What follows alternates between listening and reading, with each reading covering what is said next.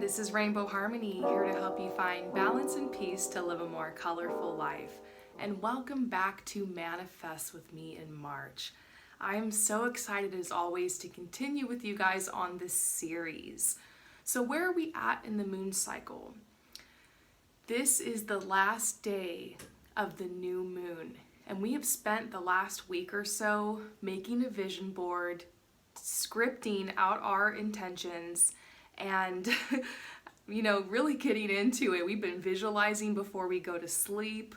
So at this point, you should know exactly what it is you want to manifest. You should have that vision board in detail. You should have done your scripting. And the last thing that we need to do as we get ready to move into the first quarter moon and take action is we want to ground our intentions into the 3D. Because first of all, this whole time our intentions are like our idea, what we want to manifest, it's very much up here. We did bring it into a vision board, we have written it down, but we want to do an exercise that's going to help us start bringing it into our reality. So what we're going to do is we're going to get really witchy with it and we're going to make an altar. I feel like making an altar is one of the main things that has helped me to continuously manifest things in my life. That's why every single thing I'm teaching you guys in this series is literally what works for me, and I have tried it all. So there really is something to be said for vision board, scripting, altar. These are the first 3 steps. Make your vision board, do your scripting, and make an altar. And even if you just quit at that and you don't do anything else, you're probably still going to manifest what you want. We are going to move forward into the first quarter moon. We're going to take action. We're going to do everything we can, to make this happen. We're not going to push too hard. We're not going to force it, but we're going to do our part. Because you have to remember that you're co-creating with the universe. As you manifest, you realize that you do have power, you do have control over your life, you do have free will, but there are forces outside of you can't control. For example, the weather. For example, there's a car accident on the freeway and you end up late to work. You're stuck in traffic. Those are things you can't control. You can't sit there and visualize, the traffic's cleared. I don't know, maybe you can. There's been times I feel like I held the highest vision of what could happen in my mind and things just cleared up for me. But honestly, you got to be careful with this whole thing because it can easily turn into magical thinking and being delusional. And you want to be realistic about how this life has contrast. There's going to be stuff you can't control. There's going to be forces outside of you. But when you're co-creating with the universe, what you're doing is you're basically making friends with those forces that are outside of your control. You're kind of asking the universal energies to come in, to help things work out for you, to aid you, to provide signs and synchronicities, to kind of help things work out in the right way for you. And it's also you acknowledging that if there is some type of roadblock, that your perception is so powerful that you can see that roadblock as an opportunity. Sometimes when things are falling apart, it really can be a shortcut to realignment. It really can be a shortcut to things actually working out for you. You can use it, you can make it useful. That's what alchemy is. Alchemizing a situation is basically taking lemons and making lemonade. So we've talked a lot in the beginning of the series about being realistic, about allowing yourself to have your emotions, to know that if things aren't going your way, it's okay to have that breakdown, it's okay to process it. But when you're manifesting, what you're basically doing is you're using everything. You're making everything useful to you, and you're, making friends with the universal energies. You're coming to peace and balance with the things that are outside of your control, and you're really just taking responsibility for your part. You're not going into that victim mentality of giving all your control to the universal energies and saying everything's out of my control, whatever happens, happens, and I'm just gonna fuck around over here and do whatever because nothing matters anyways. I've been there before. Sometimes I still go there, but it's actually taking your power back and going, you know what? No, I can, come up with an idea for something I want in my life. I can make it happen. I can take my steps and I can, adjust whatever comes my way and, let's do this. I'm being open to how it comes. I'm being open to the possibilities, but I want this thing, I have this desire, and let's go get it. I'm not just gonna wait around and just kumbaya over here while I just give all my power away. So it's co-creation. It's a balance. It's a harmony with the energies, with the world around you, with the forces of nature. So this altar kind of symbolizes that. It's like you making friends with the universal energies, or you having a physical symbol in your home of like that you are on this manifestation process. Maybe you have your vision board hanging up, or maybe it's just in your phone or on your tablet, like in Pinterest or something. But this altar helps because you're able to have that physical reminder of what it is you're working towards. So some altar ideas. Let's say that you're trying to manifest a boyfriend or a girlfriend or a partner. What you can do is you can go in your tarot deck, and maybe you can find the card, the Two of Cups, or the Lovers, because those cards are all about union and love and a relationship. Maybe you can put those cards on the altar. You could get some rose quartz. Maybe you have a perfume that just really smells, sensual and comforting, and it's like the kind of perfume you'd wear on a date. You could put your perfume there, maybe spray it sometimes when you're around the altar.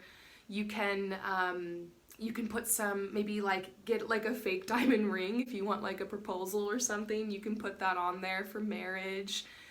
You could draw something, that reminds you of love. Like, let's say you want to connect with like an animal totem or something.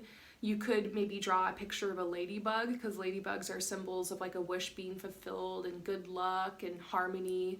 You could draw a picture of the crane or the heron, because the heron symbolizes a long-lasting relationship. You can do some research on like what type of, totems or deities like, have a connection with love, and you could put that on there.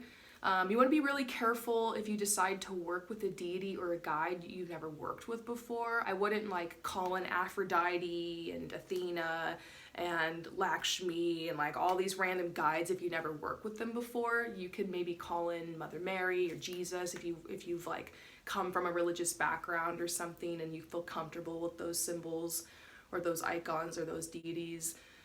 Maybe you can just pick one guide.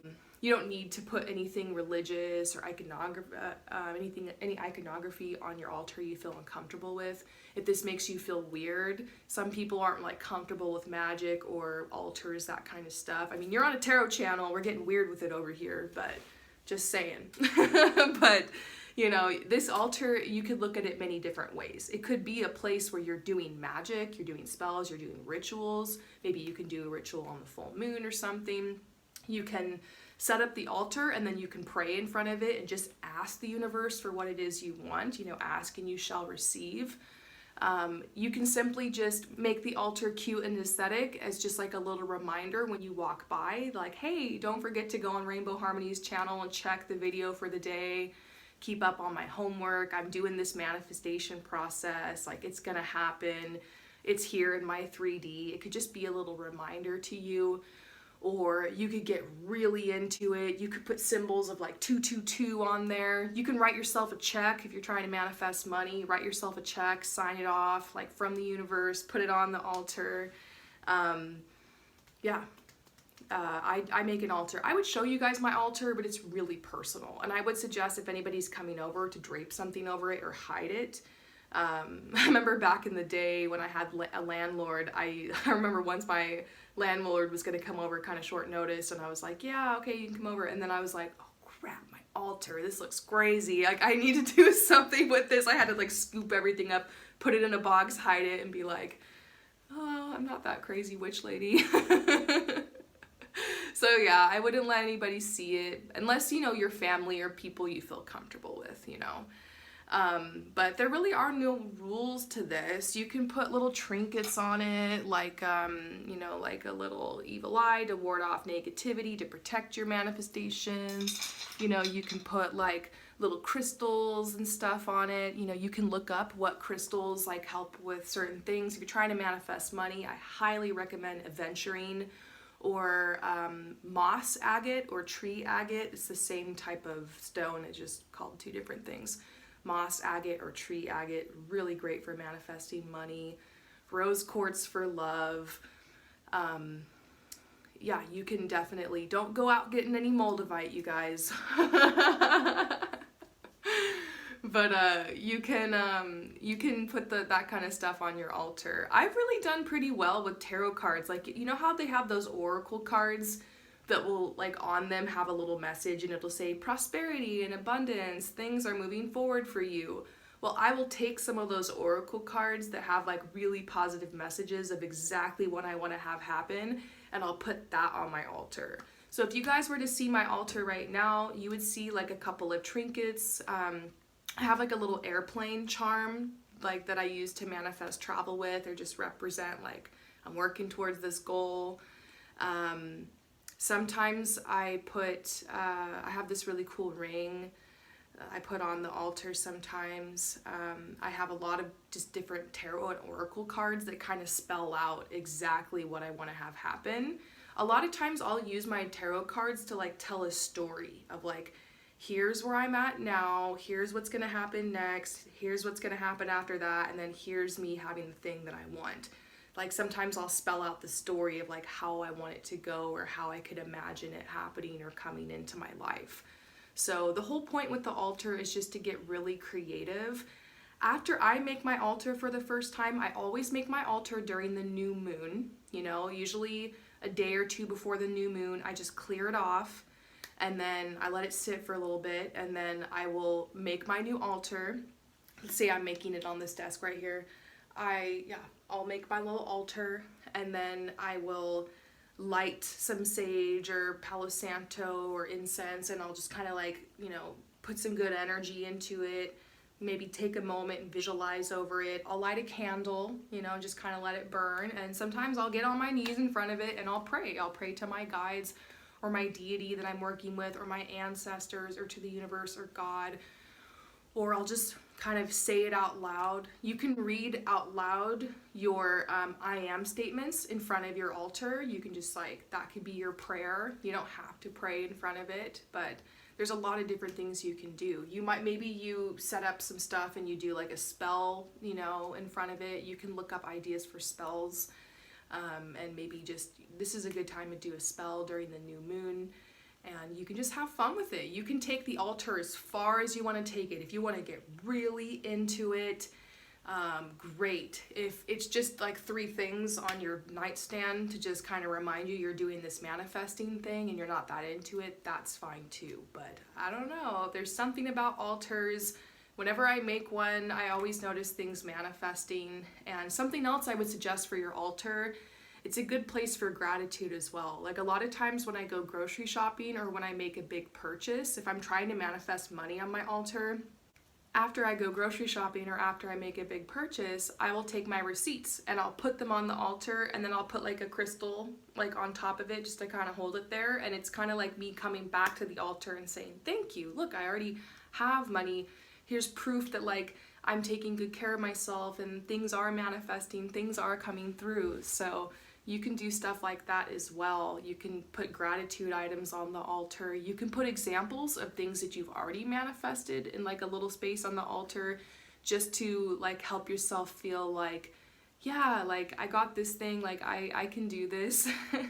But the whole point is just to have fun.